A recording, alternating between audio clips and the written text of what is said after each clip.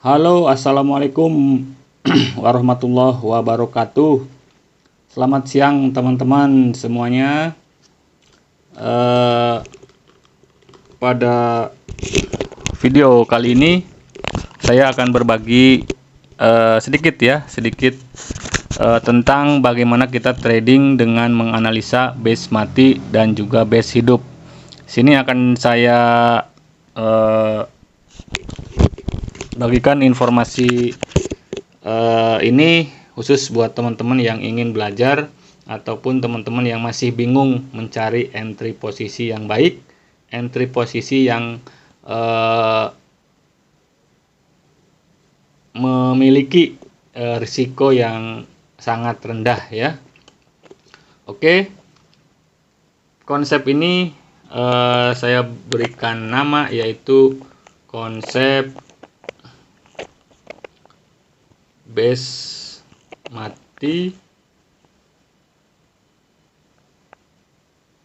dan base hidup. Oke, konsep base mati dan base hidup. Nah, konsep base mati atau base hidup ini kita perlu pastikan dulu bahwa kita harus benar-benar mengenali apa itu yang namanya base. Oke, kalau saya ilustrasikan di gambar, ya teman-teman. Ini mic-nya jauh. Oke, kalau saya ilustrasikan di gambar, maka akan terjadi seperti ini teman-teman. Oke, ini adalah tren, kemudian dia ada koreksi, kemudian dia melanjutkan tren.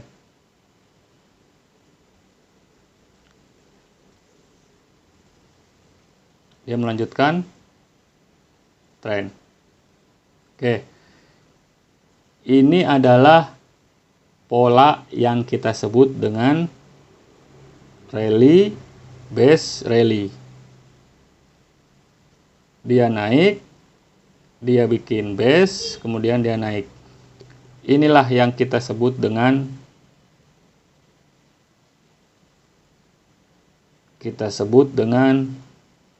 base.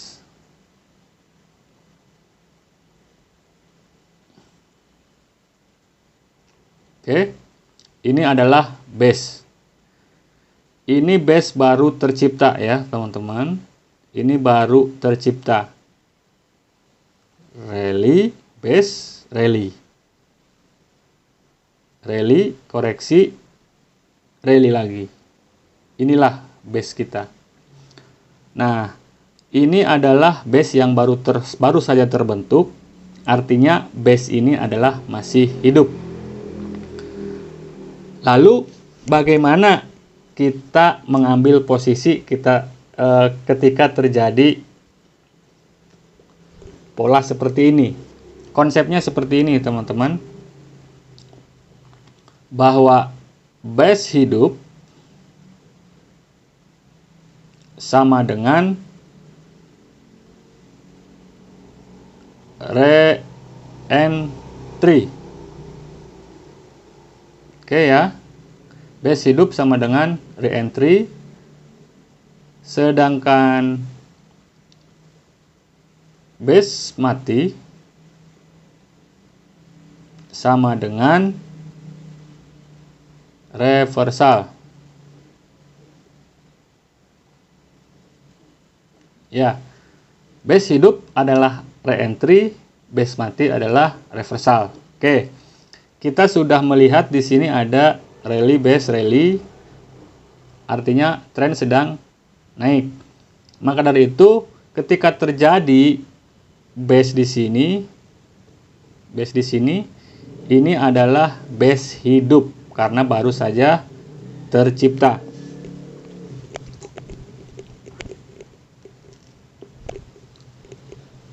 Untuk mengambil peluang, tentu saja karena ini adalah base hidup, otomatis kita menunggu untuk mengikuti tren. Taruhlah ini adalah tren base H1. Kita mengambil patokan misalnya di H1. Ini adalah base H1. Oke. Ini adalah base H1. Ketika market misalnya turun lagi ke sini, ini adalah zona untuk buy. Oke, ini adalah zona untuk buy. Ini zona yang baik sekali untuk buy karena tren di H1 sedang mengalami trend up. Banyak trader yang menunggu PO buy limit di sini. Banyak sekali PO buy limit dengan SL di sini. Misalnya gitu kan. Tetapi konsep kita tidak memakai konsep seperti itu. Sekali lagi ini hanya untuk mengurangi resiko floating atau resiko kerugian.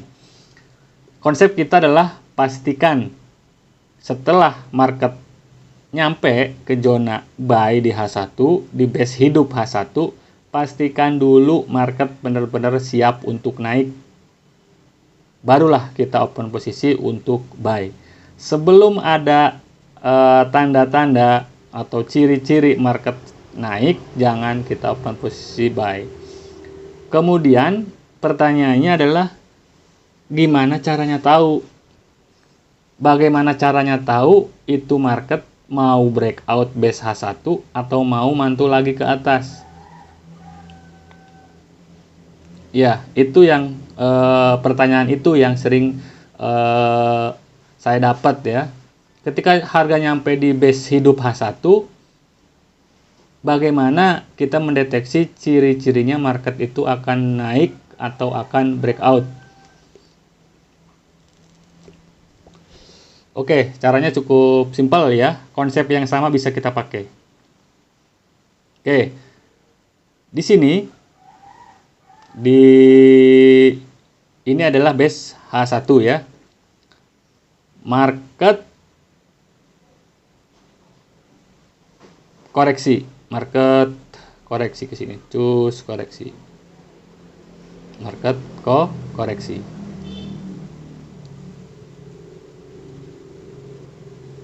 Oke, market koreksi. Ketika koreksi di sini, biasanya market menunjukkan adanya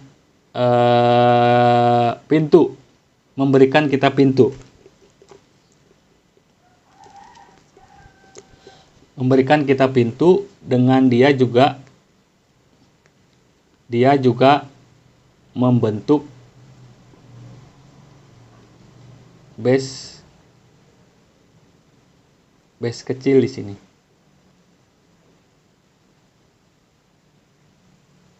Base kecil di sini.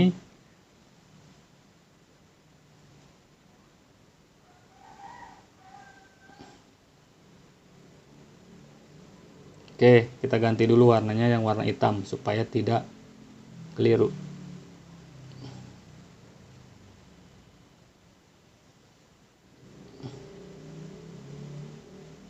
Oke. Ini adalah pintu untuk dia naik. Pintu untuk dia naik.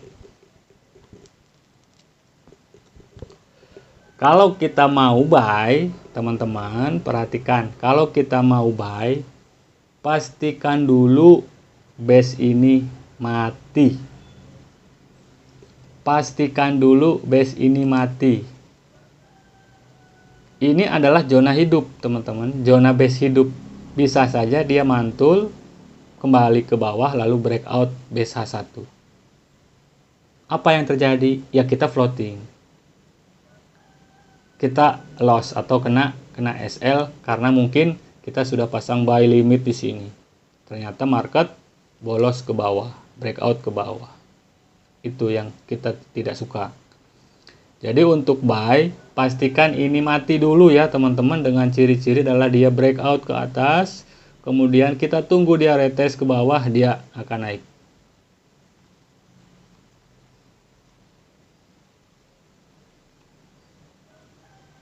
Boleh? Sudah cukup paham? Jadi konfirmasinya biasanya kebiasaan market itu dia nyampe ke sini itu dia memberikan kita pintu di sini. Ini adalah base hidup ya teman-teman. Apakah kita ketika ke sini boleh sell? Ya boleh saja sell. Karena konsep kita ini adalah base hidup untuk re-entry yang ini. Base hidup untuk re-entry. Tetapi kita perlu paham juga ini adalah zona base H1 yang memungkinkan untuk memantulkan market ke atas. Ini karena ini adalah zona base hidup ya teman-teman. Ini adalah zona base hidup. Ingat, patokan kita sedang mengambil peluang di zona base hidup H1. Makanya ketika kita akan mengambil peluang di zona base H1, pastikan ada last base ataupun base terakhir di H1 yang mati seperti ini. Cus. Ini adalah ciri-ciri market sudah akan ready naik ke atas. Kalau misalnya teman-teman mungkin lama nunggu di H1, paling tidak kita melihat ciri-cirinya di time frame yang lebih kecil. Ini misalnya ini adalah zona base H1 yang tadi kita jadikan patokan. Ini adalah misalnya zona base hidup H1. Oke. Ini adalah zona base hidup H1. Nah, sementara kita sedang ada di M15 ya, teman-teman. Ini adalah TF M15. Oke. Di M15 kita cari teman-teman, kita cari konsep yang sama. Di M15 apakah ada pintu untuk dia naik? Misalnya ini di M15. Di M15 jadi seperti ini. Chase. Kemudian dia chase. Kemudian dia ke sini. Ini adalah pintu M15.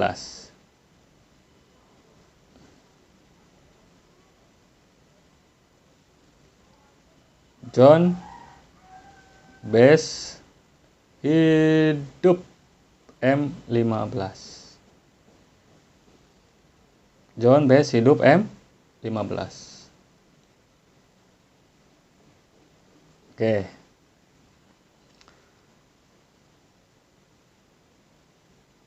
Zona base M15. Ini market drop, base drop. Ini zona base hidup. Ini di time frame M15. Oke. Ketika market sudah nyampe di zone di sini, di zone yang kita tandai untuk kita buy di H1 ya, teman-teman. Ingat, kita mengambil patokan base hidup di H1 yang ini. Untuk melihat ciri-cirinya ini akan reversal naik atau tidak, ini kita sudah di time frame M15 untuk melihat ciri-ciri lebih awal.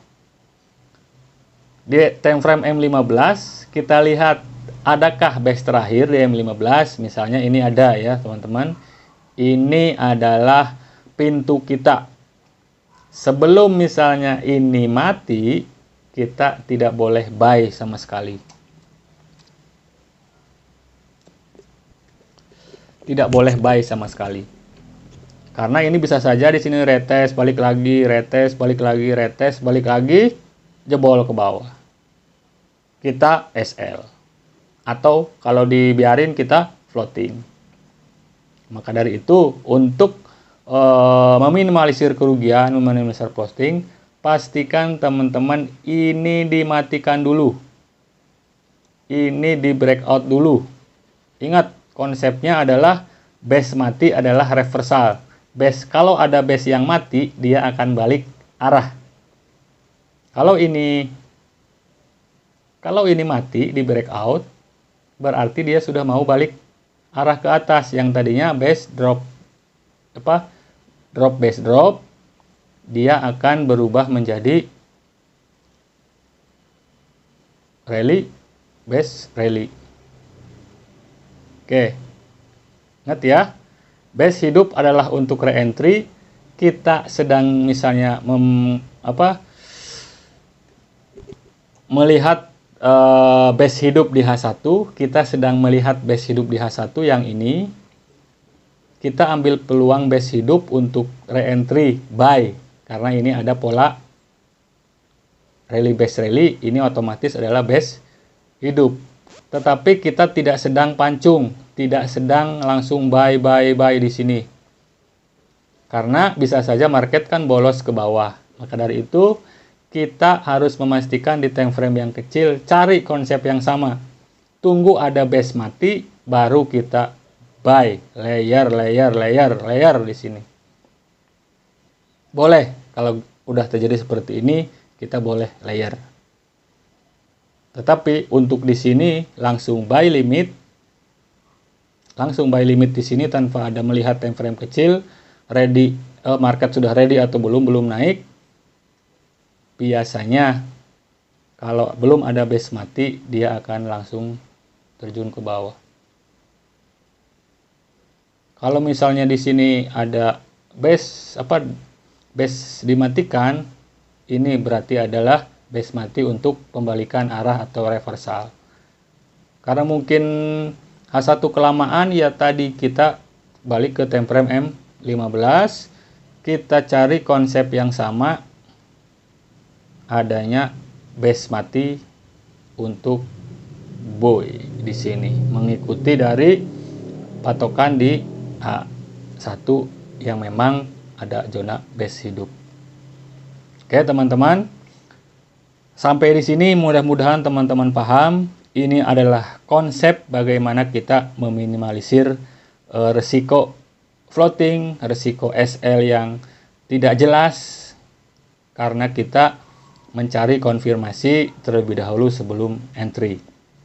Ini hanya ilustrasi menurut gambaran jelas ya teman-teman. Di video selanjutnya mungkin saya akan lanjutkan bagaimana pengaplikasiannya di chart, karena di chart itu tentu saja lebih rumit. Kalau dilihat dari gambar seperti ini ya mudah-mudah saja. Tetapi kan kalau di chart candle bergerak, kadang ada sideway yang rumit, di situ kita kadang terkecoh. Karena video ini sudah cukup lama, sudah 18 menit. Untuk contoh di chart mungkin di video selanjutnya. Yang jelas untuk konsep seperti ini yang saya ilustrasikan di sini, mudah-mudahan intisarinya dapat, intisarinya bisa ditangkap oleh teman-teman. Untuk pengaplikasian di chart kita akan bahas di video yang selanjutnya. Mudah-mudahan saya ada waktu. Video kali ini mungkin hanya cukup sampai di sini ya teman-teman. Mudah-mudahan dengan ilustrasi sederhana ini teman-teman bisa paham. Kalaupun ada yang kurang paham, bisa ditanyakan di chat grup ya, teman-teman. Mungkin sampai di sini saja sharing saya mengenai konsep base mati dan base hidup. Sekali lagi, terima kasih buat teman-teman yang mau menonton video ini. Barangkali video ini bisa bermanfaat buat teman-teman. Baik, terima kasih. Wassalamualaikum warahmatullahi wabarakatuh.